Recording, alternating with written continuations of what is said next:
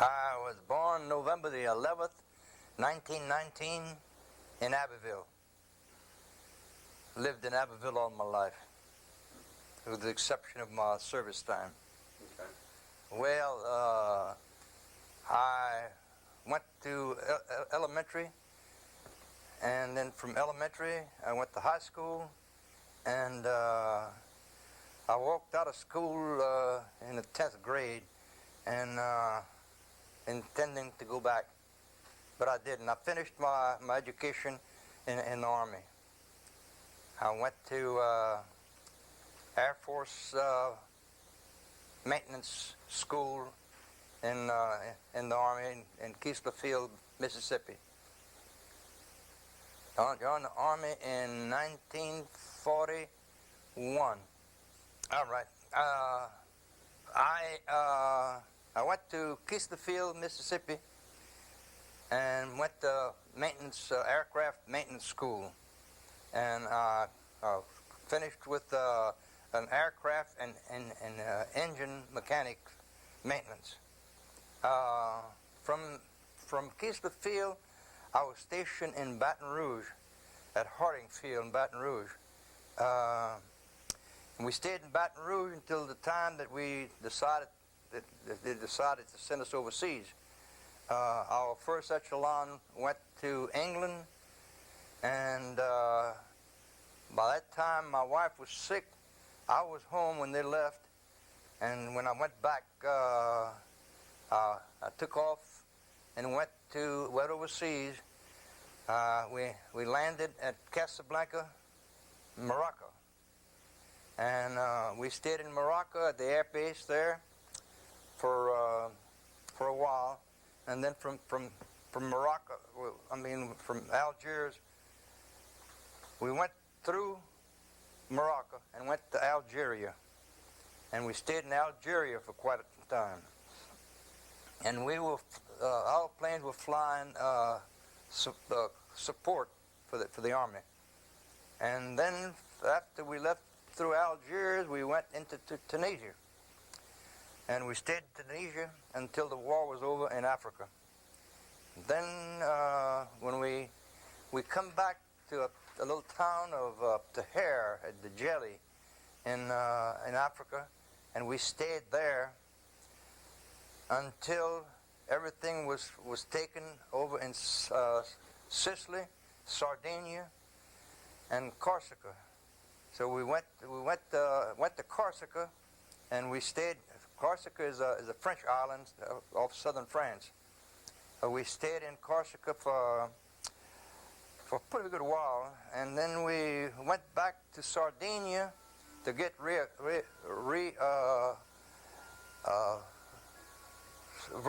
with airplanes. We had the new type airplanes. We left from the P-39 to Airacobra to the P-47 Thunderbolt.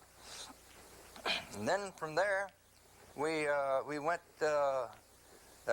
They just liberated Rome, and we were flying from Corsica. We were flying coast patrols and everything. Now in Rome, above Rome, about 20 miles above Rome, they had an air base there, Tarquinius, that had been secured. So we went to Tarquinia and stayed there for a while until the army advanced, and we were fighting, flying to help the ground troops. And we went to Grosseto, and then from Grosseto they liberated Pisa, and Pisa, Italy, is where we stayed until the war ended. And then from that we come back. I come back on furlough, and they gave me a discharge because we didn't know why. Because we were supposed to, my outfit was going to China, Burma, India, so fight the Japanese. And when their boat was halfway in the Panama Canal, That's when they dropped the atomic bomb. And that's why they'd give me a discharge, and you knew that the war was going to be over. And the boat turned around in the Panama Canal and come back to Virginia, and they start letting them out the Army. And that was my Army. All right. Okay, in 1945, when I came back, I was an airplane mechanic. I thought I was going to follow that trade. But Texaco at Erath was open, and I met, was at a WW meeting, and some of the guys from the plant was working. He says, Emery says, would you like to come to work for us at the plant? So they talked me into it, and I was an airplane mechanic. But anyhow, I went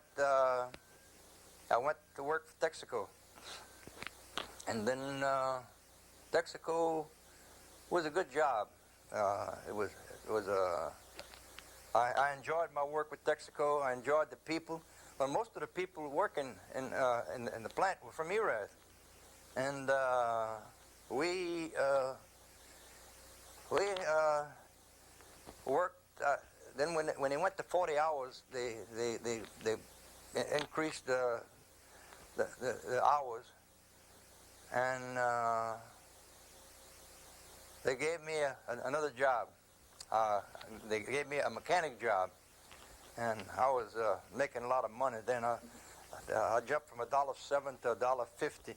I come back home, I told my wife, I said, what the hell are we going to do with all this money? So I worked for Texaco about 16 years, and then I had a lot of time on my hands, and so I went to Houston and worked in a propeller shop for nothing, just to learn the business. And we did real well. And so when the fella thought that I could get along with myself, he says, Emery, he says, I think you're ready to go on your own. So I opened a little shop in my garage over here, and I worked in the garage, and I left my wife's car outside. She didn't like that it was done. So when I started working at night and on weekends, and it was taking all my time, so I hired a man that had been working in the shop. I hired this guy, and I built a little shop in the back of my house. So then things went pretty good. So a year later, I added on to the shop, and I hired another man. And another year, a couple of years, I built on it again. I hired another man. Then later on, I added on. I hired another man. And I had 4 men working full time. I was still working for Texaco. So then at Texaco, I was the safety chairman, and we had just had a real good year. We had 1,500,000 man-hours without a lost time accident, and that had never been done at Texaco.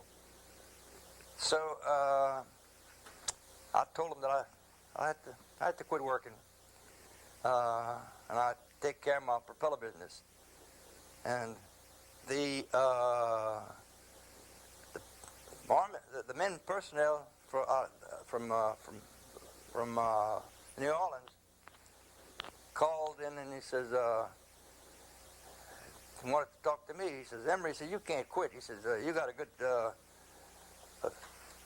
good chance to go up with Texaco. But he says, why don't you take a 3 months leave of absence? Texaco has never done that before, so unless for sickness. So at the end of 3 months, I walked into the office. I said, well, I'm quitting. I got 5 men working, and I'm working, and business is booming. I quit Texaco. I worked there 16 years from 45, I mean, about 62, 63 Yeah. is when I quit Texaco. Okay. And I went, things were rocking along good, and I went in the welding supply business with a partner. I financed the business, and we did real well. In what town? Where? The first store we opened in New Iberia. Iberia. The next one was Intercoastal City. Then we opened 6 stores. We had Baton Rouge, Morgan City,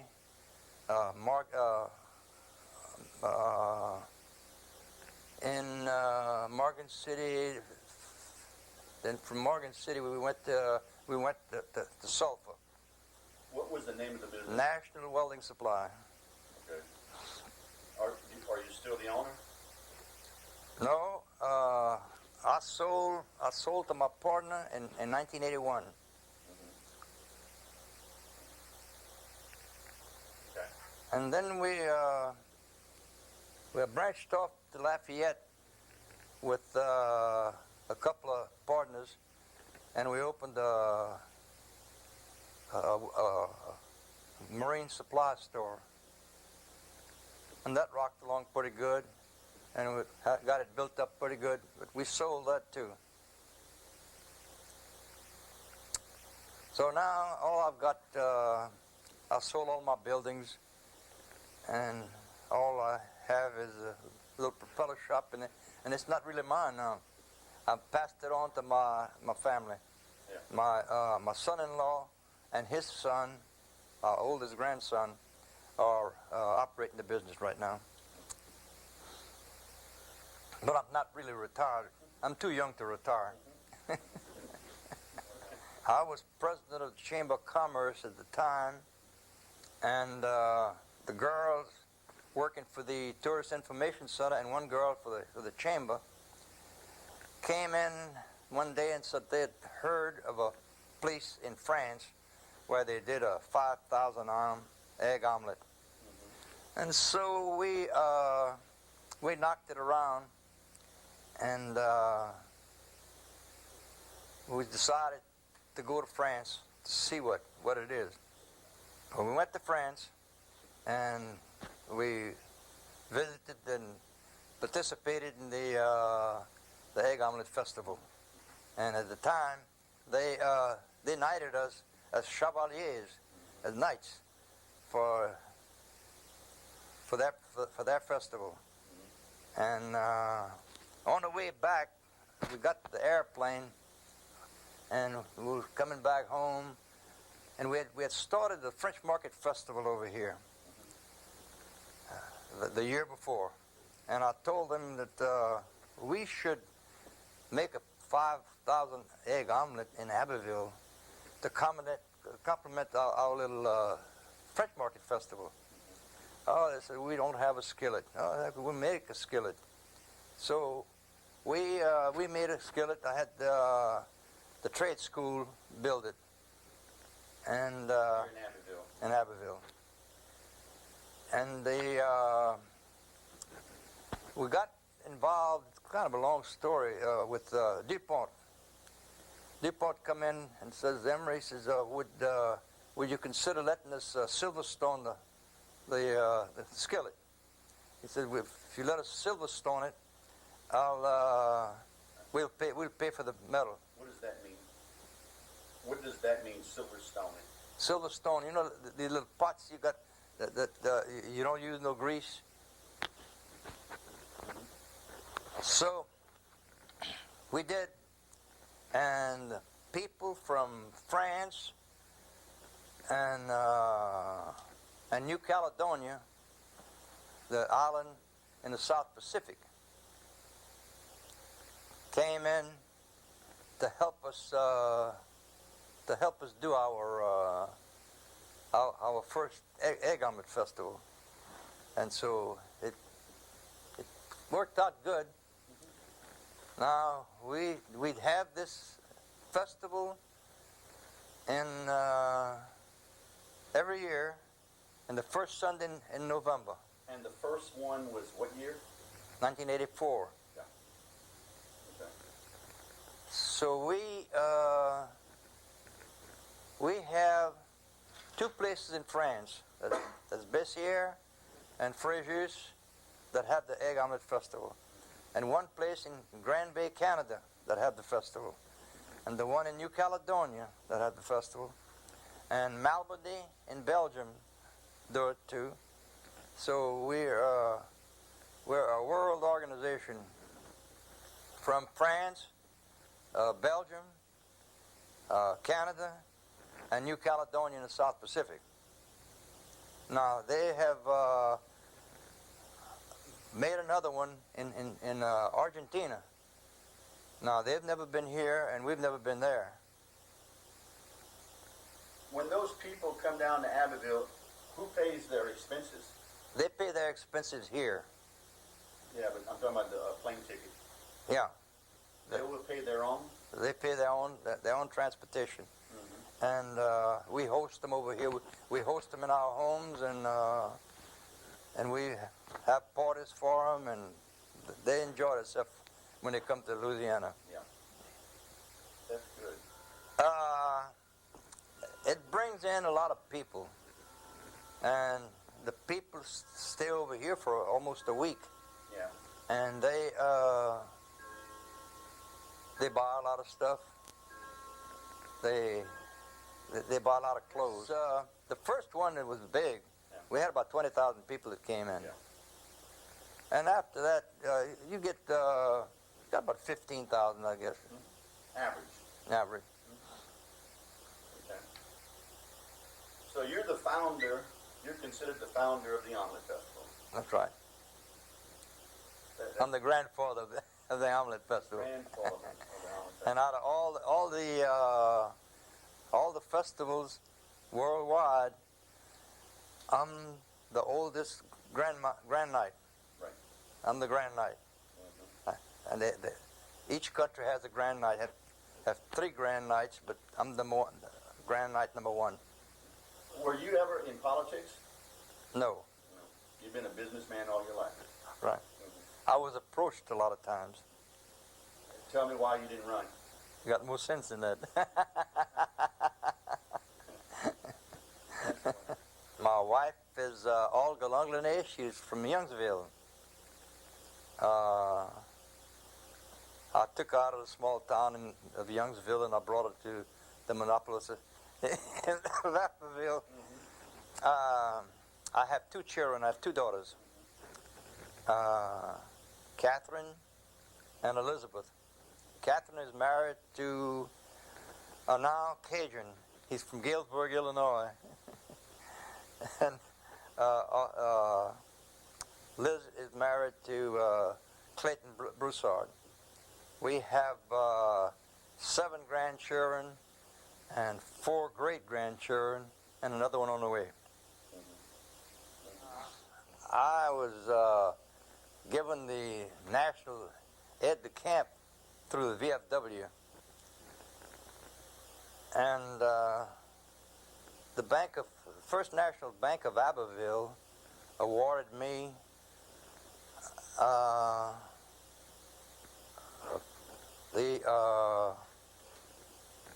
I don't know how they called it, the outstanding citizen for the community. And then I had the WOW award for the outstanding citizen also.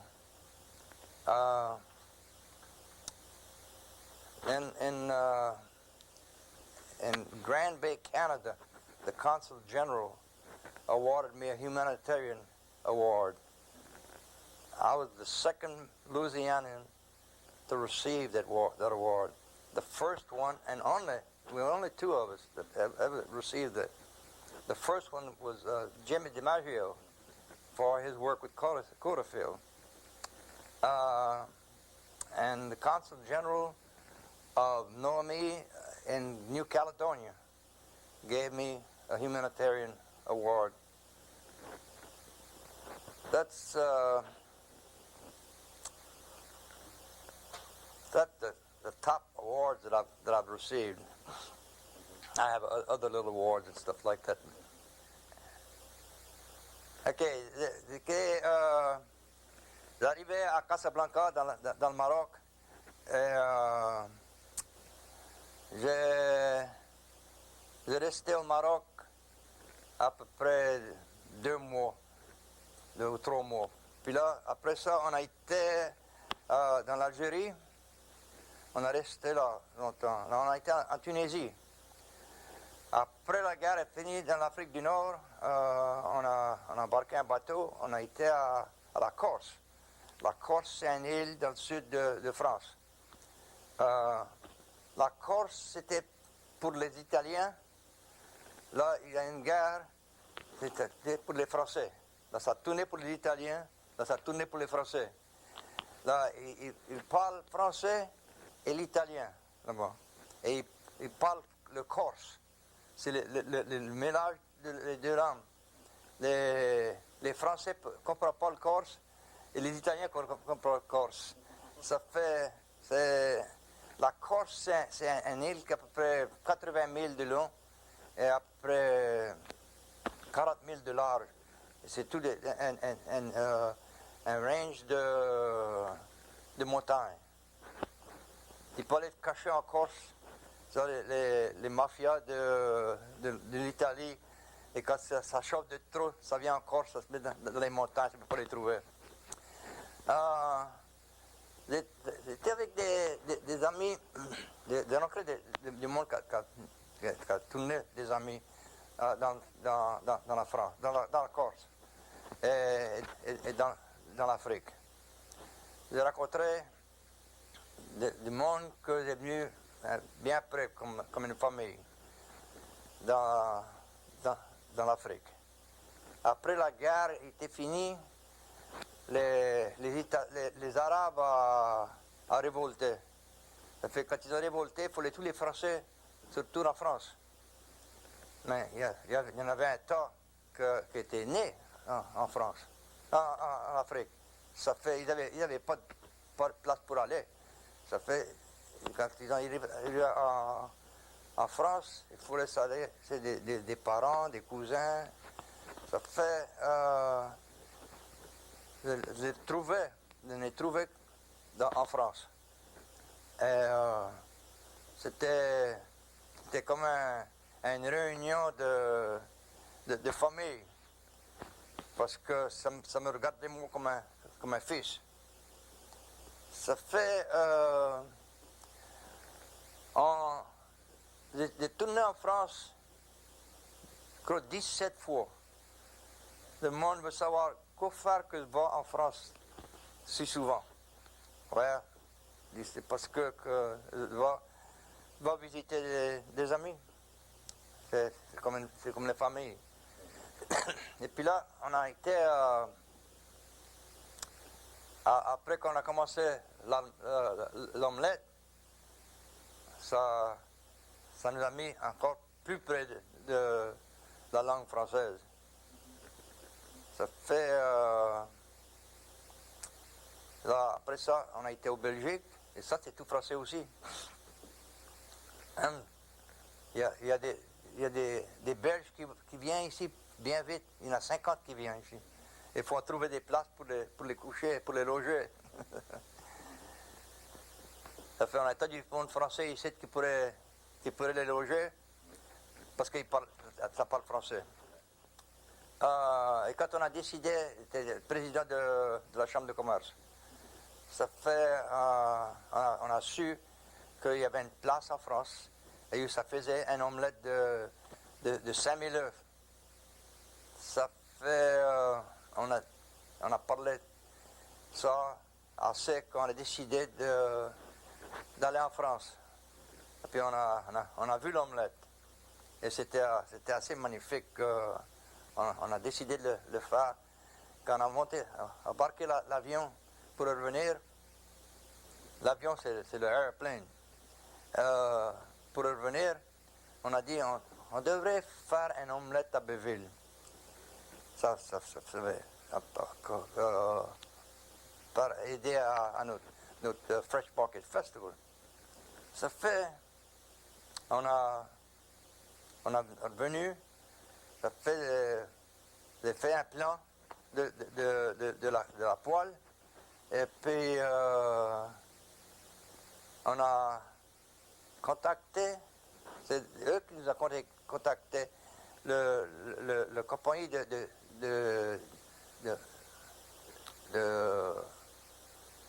qui faisait des poêles avec du Silverstone dessus, pour que tu peux cuire sans graisse.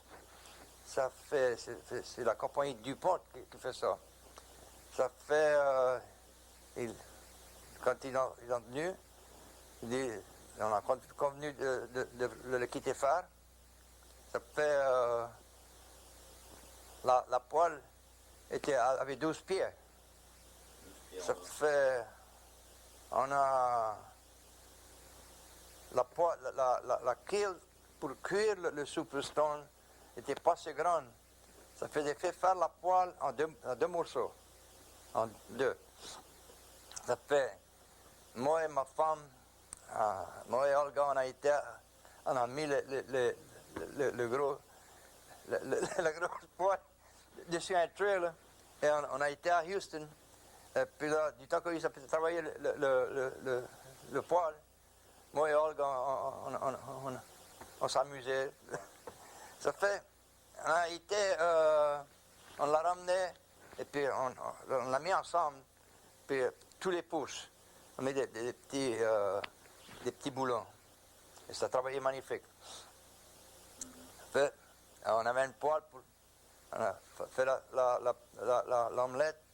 Les Français sont venus, le monde de Nouvelle-Calédonie est venu pour nous aider à faire notre première. Et là, comme ça, tous les ans, il y en a qui viennent. On a commencé à travailler pour la compagnie du Texaco. Ça fait de commencer à aller à Houston pour apprendre le métier des hélices, des propels. Ça fait, j'ai commencé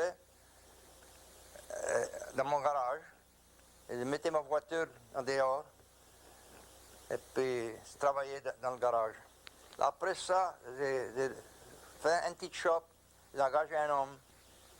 Là, 2 ans après, j'ai grandi la shop, j'ai engagé un autre homme. Un autre année après, j'ai grandi encore, j'ai engagé un autre homme. Ça fait travailler 4 hommes ici, et je travaillais toujours pour Texaco. Ça fait, j'ai décidé qu'il fallait que j'arrête Texaco. Ça fait, on est venu ici, et puis ça a augmenté, jusqu'à ce que j'avais 9 employés. Et on arrange des hélices de 6 pouces à 10 pieds. Quand tu dis à quelqu'un que ton métier c'est arranger des hélices, la première chose, ça jongle, c'est les petits bateaux qui viennent sur un trailer, sur une remorque, avec des petits hélices comme ça. Mais on arrange et on vend des hélices, on peut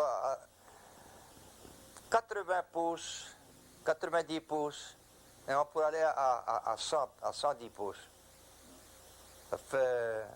Ça a été bien. Les hélices, les petites, on peut faire, on fait ça ici.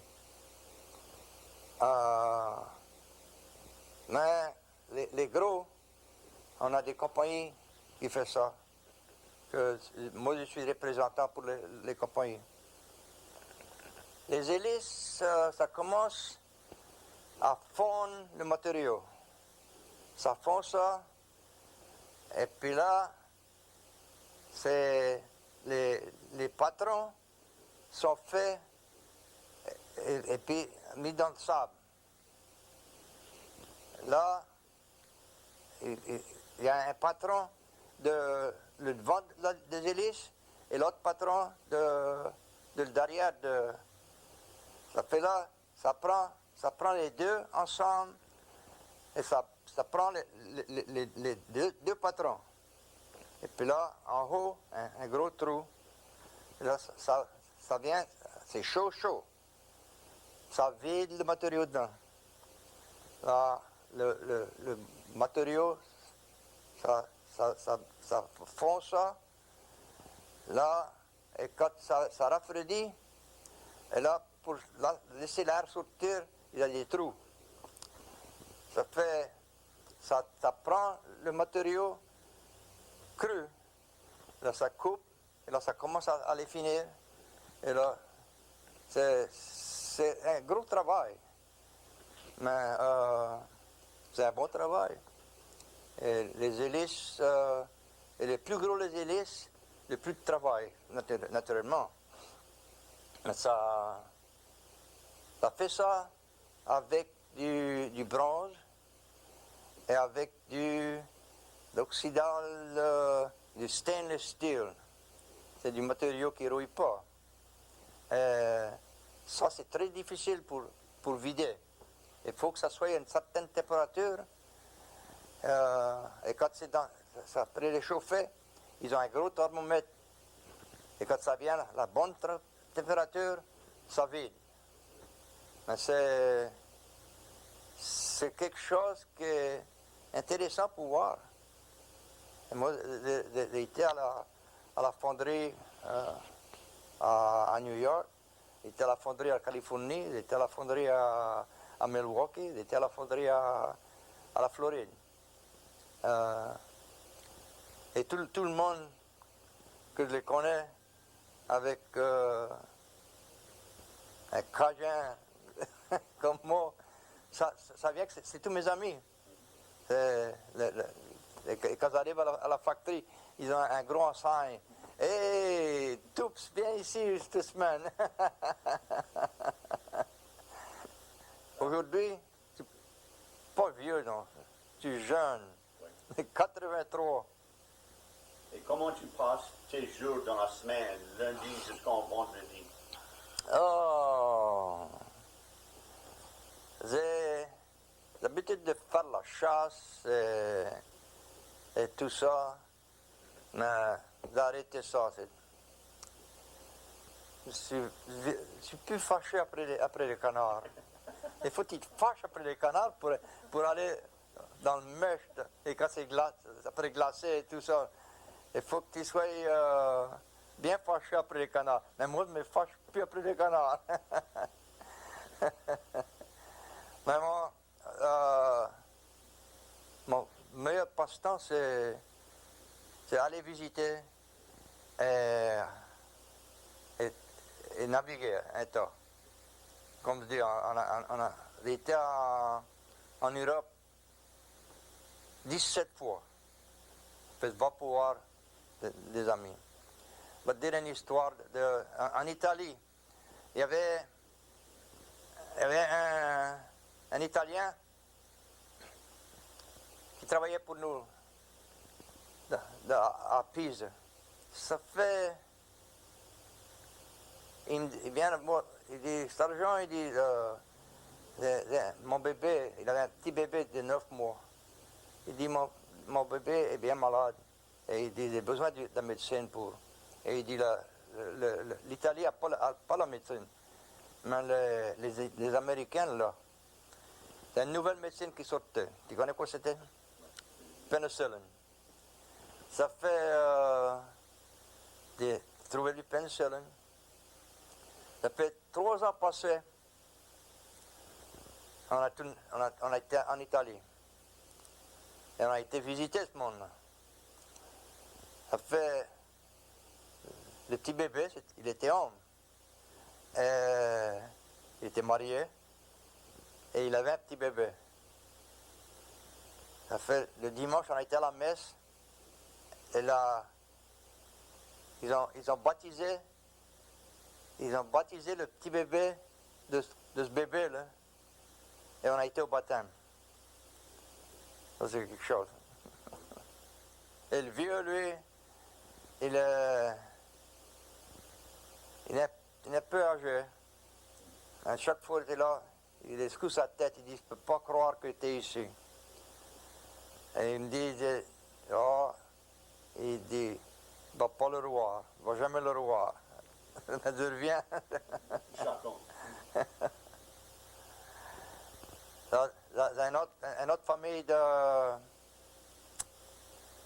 de la France qui étaient pareils. On était bien prêts, on est toujours prêts.